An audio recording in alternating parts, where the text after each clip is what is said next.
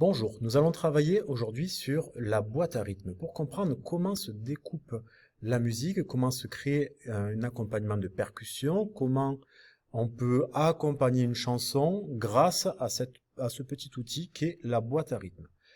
On va parler de plusieurs notions que l'on va aborder en classe, comme le tempo, la pulsation ou ce qu'est un pattern. Tout d'abord, vous avez en votre possession cette fiche sur la boîte à rythme. Comme vous le voyez ici, il y a un QR code.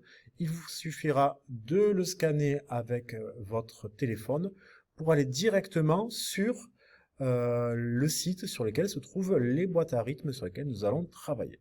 Donc, je vous laisserai le soin de lire la plupart des éléments de cette fiche. On en complétera certains en classe. Et il y a quelques petits éléments qui vont nous intéresser, comme du vocabulaire ici. On y reviendra un petit peu plus tard.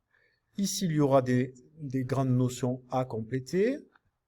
Un exercice en deux parties.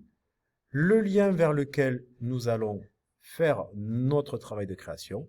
Et enfin, deux vidéos en plus qui vont vous montrer ce que l'on peut faire avec deux boîtes à rythme, une vintage comme la TR-808 ou une plus moderne comme la Drum Brut Impact de la marque Arturia, sur laquelle nous travaillerons aussi en classe.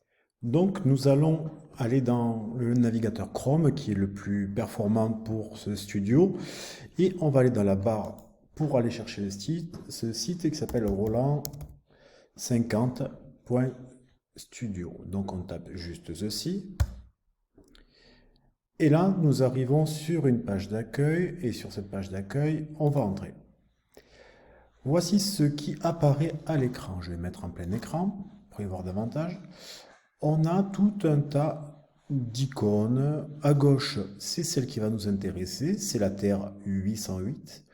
À droite, la TB303 qui est faite plutôt pour faire des basses, on va l'enlever. Mais ainsi, on pourra aller chercher d'autres émulations de synthétiseurs de la marque Roland, comme le SH101 pour faire des petites mélodies. La TB303, on l'a vu. Le SP404, c'est un sampler, c'est-à-dire un instrument dans lequel on enregistre des petits sons pour les remettre. On pourrait mettre la boîte à rythme TR606, qui est plus ancienne que la TR808, comme son l'indique, la 707, même utilisation, ou la dernière de la famille TR, la 909, très sonore, très typée avec des sons de musique house des années 90. Allez, on revient à notre TR808. Donc sur la TR808, on voit ici tout un tas de petites lignes. On peut déjà écouter ce que cela donne en mettant Start.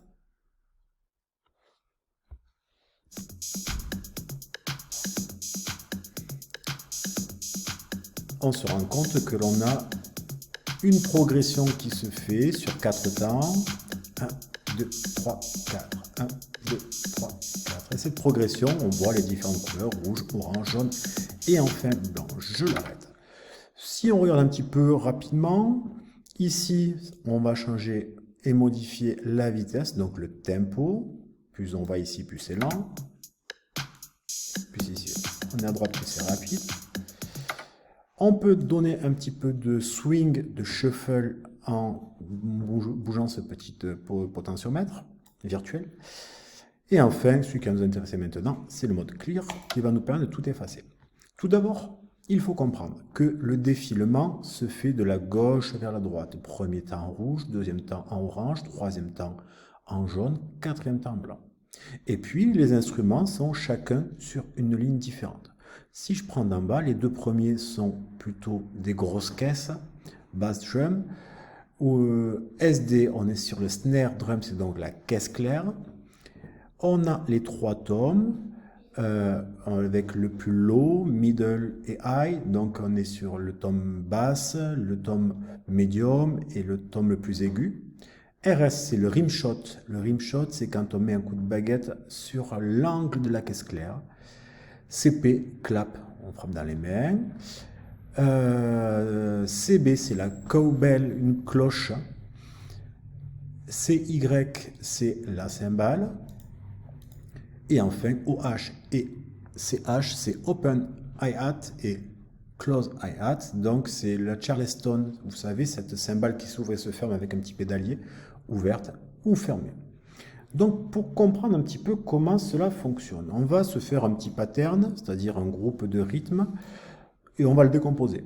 On va commencer par un rythme classique des musiques électroniques, ce qu'on appelle the four on the floor, avec 4 coups de grosse caisse durant les 4 premiers temps, durant les 4 temps.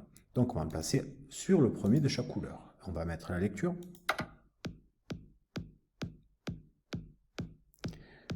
Et ensuite, on peut commencer à laisser divaguer notre créativité. Ce qui marche bien, c'est de venir mettre un coup de snare SD, de caisse claire, sur le deuxième et le quatrième.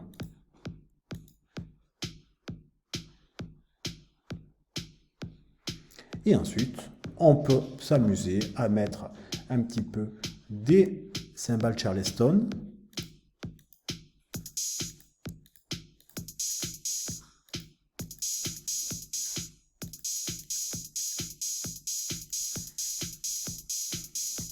Et ainsi, on a déjà pu commencer à faire un premier pattern.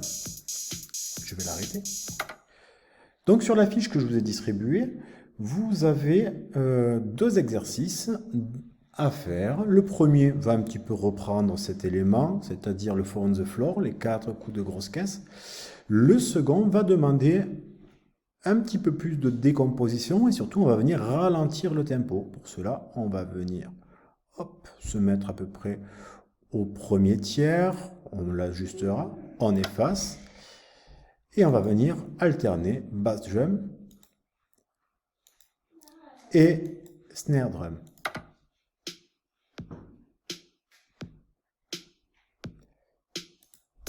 Et ensuite, on va venir mettre un petit peu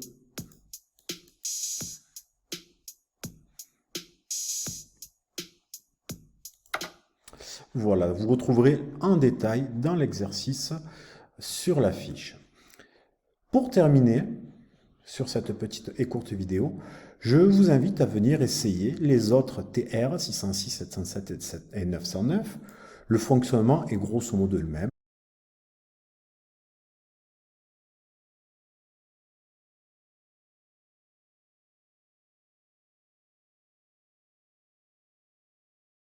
Un peu rapide.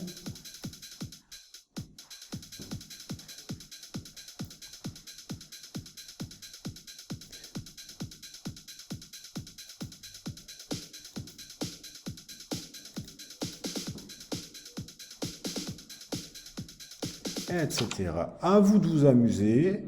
Vous pouvez enregistrer votre session avec ce petit bouton et n'hésitez pas à le copier et me le renvoyer sur via évidemment Pronote. Allez, au revoir.